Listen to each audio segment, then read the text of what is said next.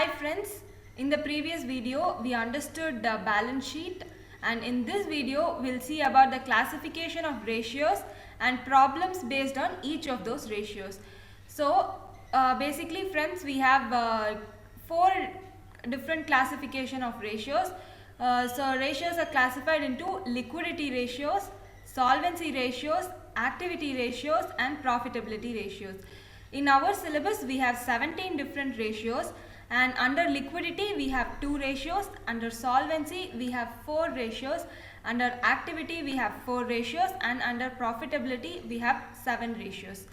So first we will look at what is liquidity and we will see liquidity ratios.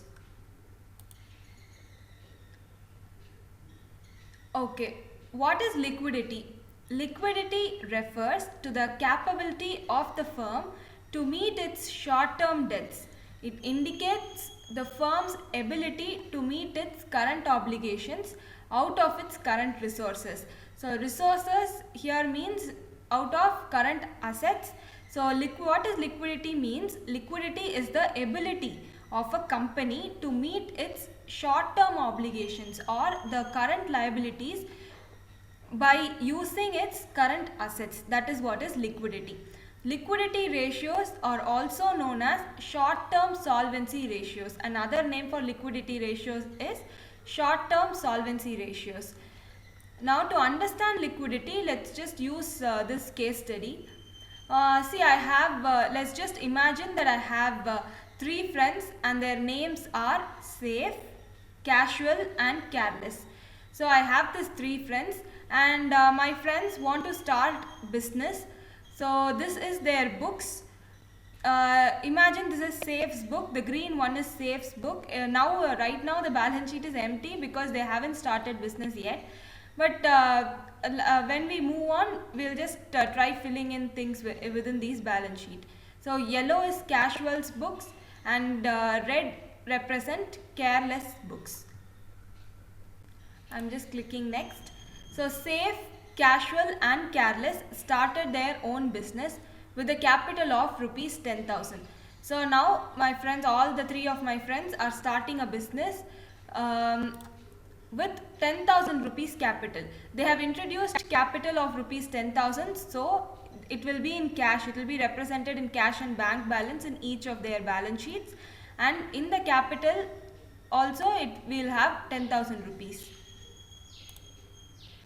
Next, they are purchasing goods on credit. Mind this friends, they are not purchasing on cash, they are purchasing goods on credit for rupees 1 lakh. And how much is the credit period? It is 3 months. So how will that be represented? It will be represented this way. All the 3 of them are purchasing goods on credit for rupees 1 lakh. So they will have goods. On the asset side, they will have 1 lakh worth of goods in balance sheet, and in the liability side, they will have creditors for 1 lakh rupees. Next, Safe is selling the goods on cash and he is depositing the proceeds into bank. So first, Safe is able to sell his goods. So what will happen? He is able to make cash sales. So the stock will become nil and cash will increase because he is able to make cash sales and he is retaining the cash with him in his bank. We will see what happens. Yes, stock becomes nil and cash balance increases. Next, Casual is also selling his goods, but he is not able to make cash sales. Instead, he is receiving bills receivable for all the inventory. So what happens? Let us see. So the stock becomes nil because he is making sales out of the stock, and the 1 lakh becomes bills receivable. Next, Careless is making sales and Careless is selling the goods for cash, but the thing is he is using that cash to purchase a building. So what will happen? The stock that was here in Careless books got sold and he got cash for it, and out of the cash he purchased a fixed asset, that is he purchased a building. So building will have 1 lakh here. Now friends, the 3 months got over, the credit period got over. Now we are at the end of 3 months, and now we have to, my friends have to pay their creditors back. So how will they pay? Safe can easily repay because he has adequate cash. See, in his balance sheet he has 1,10,000 rupees cash. So out of this 1,10,000, Safe will easily pay back creditors worth of 1 lakh. Now what will happen to Casual?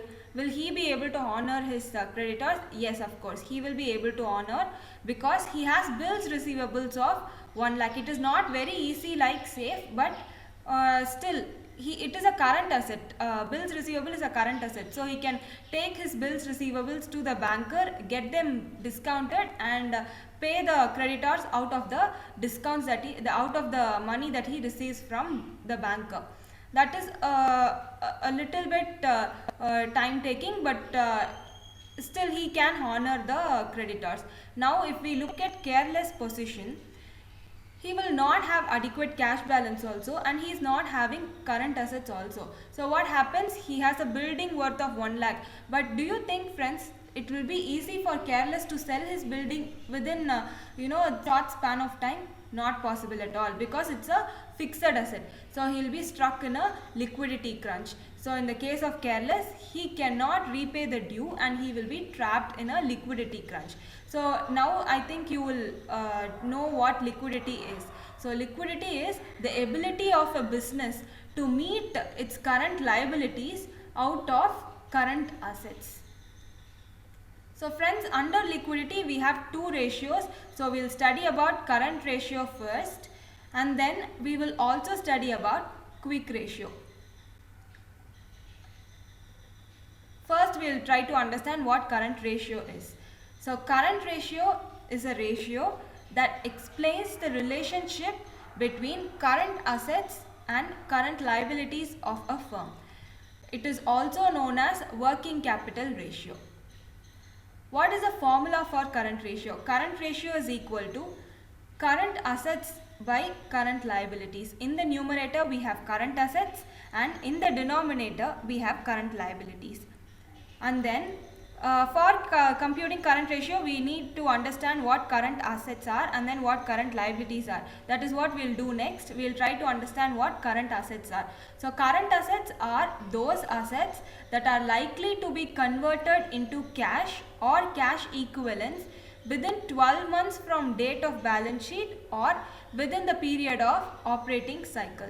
So those assets that can be easily converted into cash or cash equivalents within a short span of time. That is 12 months, or it could be the period of operating cycle. Anything is fine. So those assets we tell them as current assets. And what are all included in current assets? First thing is current investments. Current investments are those investments that can be easily converted into cash. So they are included. And then we have inventories. Inventories are the stock of finished goods or raw materials. So they can also be sold within a short span of time, and we can convert them easily into cash. And then trade receivables are included in current assets. So trade receivables includes bills receivables and also debtors. But friends, we do not take the gross debtor balance.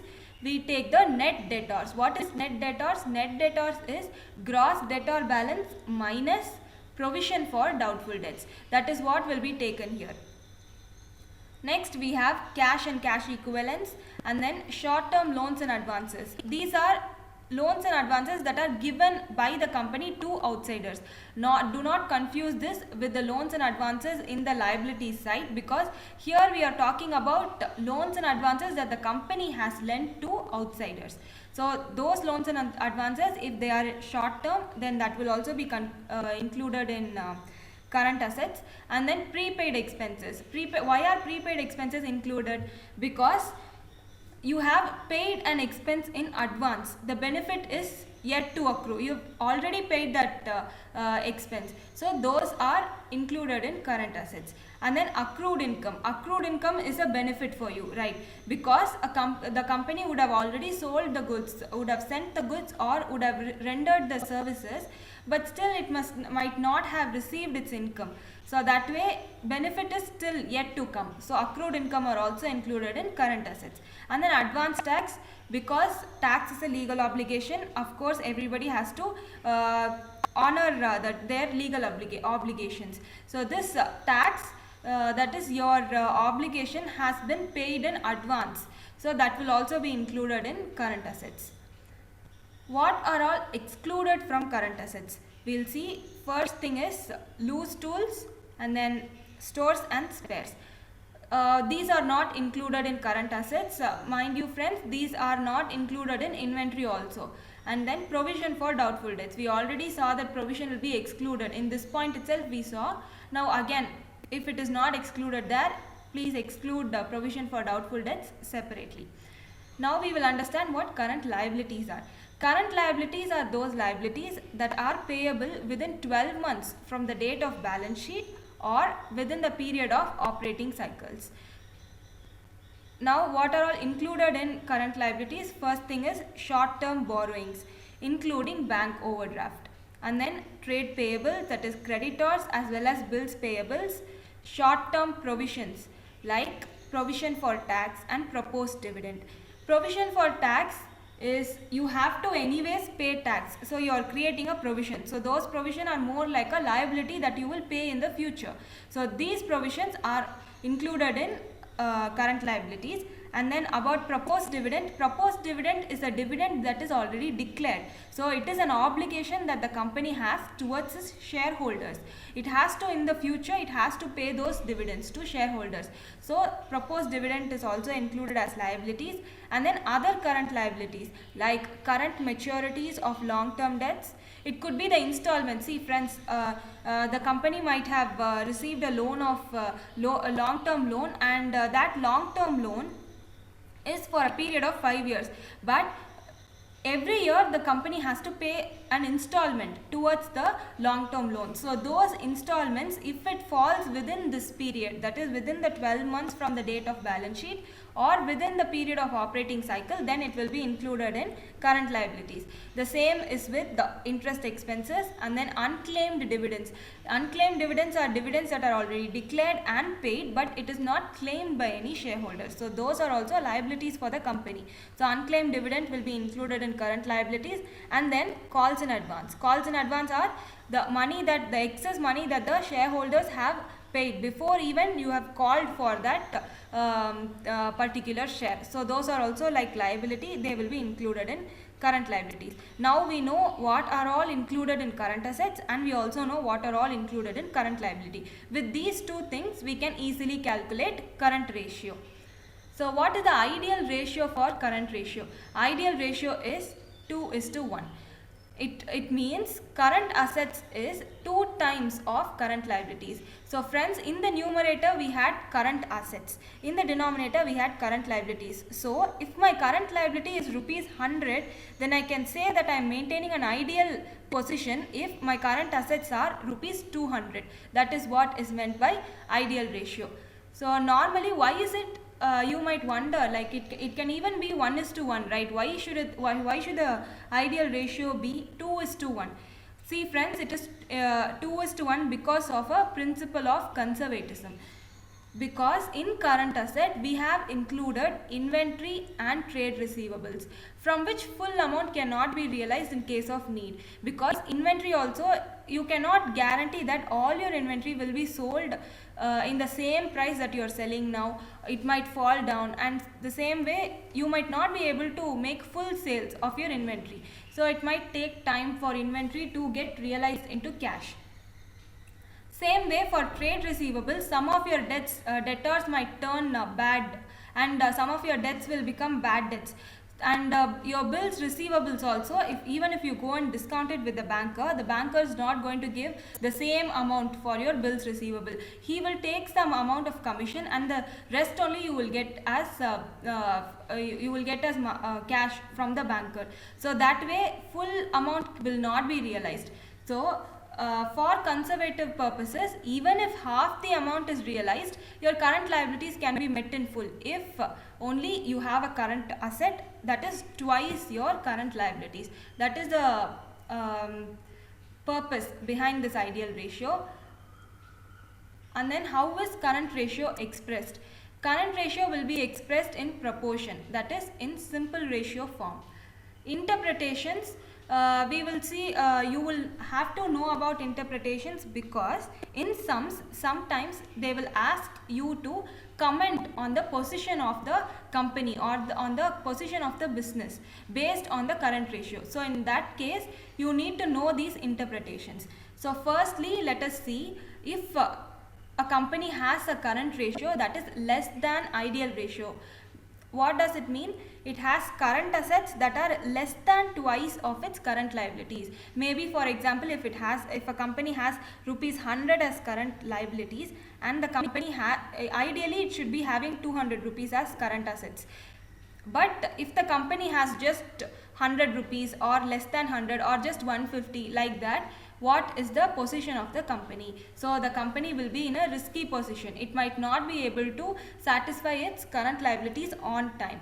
And then there is a possibility of liquidity crunch, because there is not enough current assets to satisfy the current liabilities. So that will be the case when ratio is less than ideal ratio. So what will be the case if ratio is more than ideal ratio? Say for example, ideal ratio is 2:1. If I am having a current liability of rupees 100, ideally I should be having rupees 200. So what if I have rupees 500 or 600 rupees as my current assets? What will happen then? See friends, it is not a good idea to have current assets more than the ideal ratio, because it will lead to idle cash and bank balances. That extra, say for example, I'm having a current asset balance of 500. So that 300 rupees extra that I'm having as current assets, that is a ideal cash or bank balance that I'm holding. I could have invested it somewhere and I might be receiving returns for it. So that way I'm losing out on an efficient resource allocation. So that is the point that has to be noted here. And more than ideal ratio can also denote inefficient collection policy of trade receivables. That means maybe you are being too lenient on your debtors and they are not able to repay you properly. You are not doing proper analysis before giving credit to your customers. So in that way, what will happen? Debtors will keep accumulating. So you are not able to collect properly from your debtors. So that is represented here. And inventory piling up due to poor sales. This is another case where maybe you are not able to sell your inventory properly. You are not able to make a lot of sales, or the sales that you had expected to make.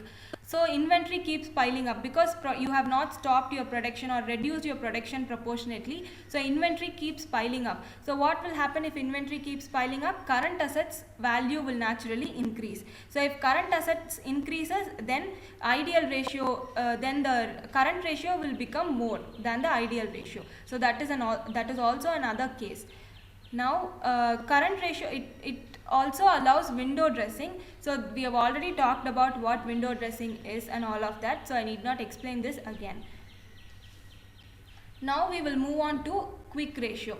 Quick ratio is the second ratio under liquidity ratios. This is also another ratio that measures liquidity position of a company.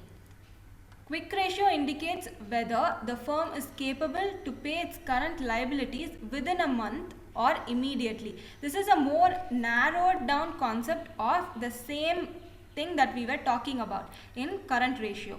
Quick ratio is also known as acid test ratio or liquid ratio. What is the formula for quick ratio? It is quick assets or liquid assets by current assets.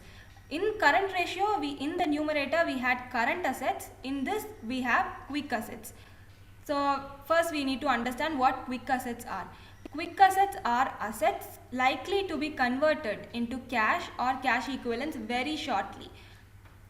And then what are included in quick assets? It includes current investments, then trade receivables, meaning bills receivables, and net debtors, that is not gross debtors, and then cash and cash equivalents, short term loans and advances.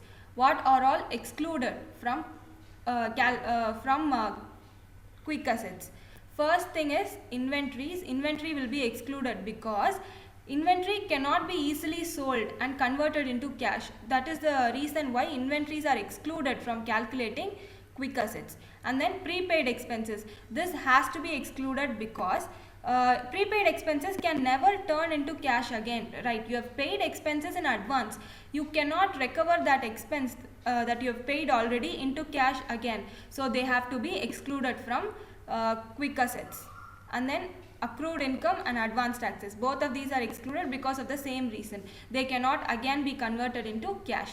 So quick assets are current assets. It is more like current assets, but you have to exclude inventories and prepaid expenses from current assets to arrive at quick assets.